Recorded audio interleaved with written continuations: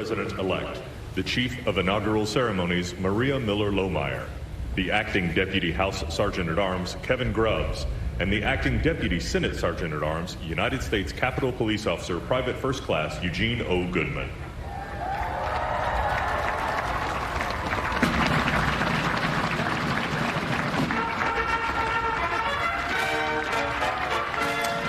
Eugene Goodman, Capitol Police Officer, under assault 2 weeks ago, now escorting the Vice President-elect.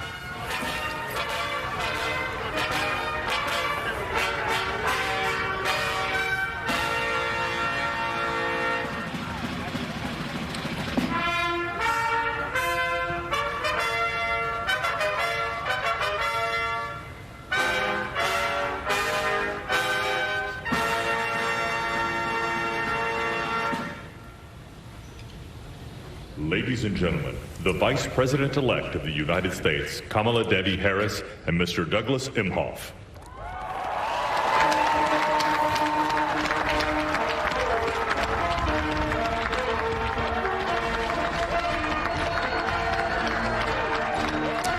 Lindsay Davis, you can see it in her eyes. She's smiling behind that hat. You can see it. Her eyes are smiling. She's got her pearls on as well. You know, her Secret Service code name is Pioneer. And that is just how so many see her. Of course, first woman district attorney in San Francisco, first woman attorney general in California, only the second black woman to become a U.S. senator.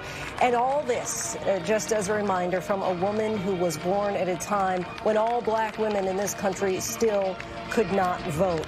And so certainly this is a real moment. Of course, she just gave a fist bump to former President Barack Obama.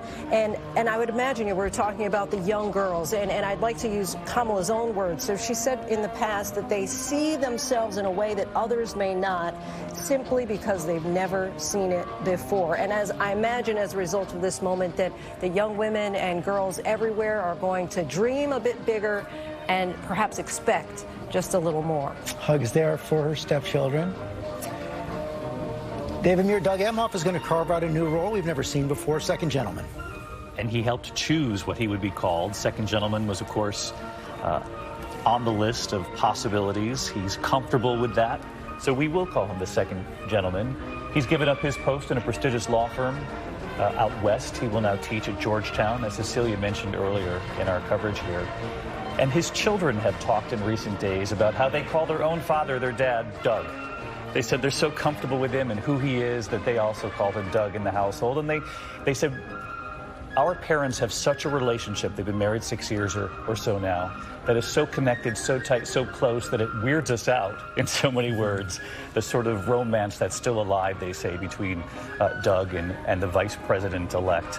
But they support Kamala, as they call her, and it's a very close relationship, a very modern family.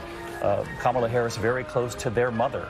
And as you mentioned, George, earlier, they've all had dinner together. Kamala Harris telling me when she was running for president that she is all about people knowing that she hears them, she sees them. She repeated that when she was chosen by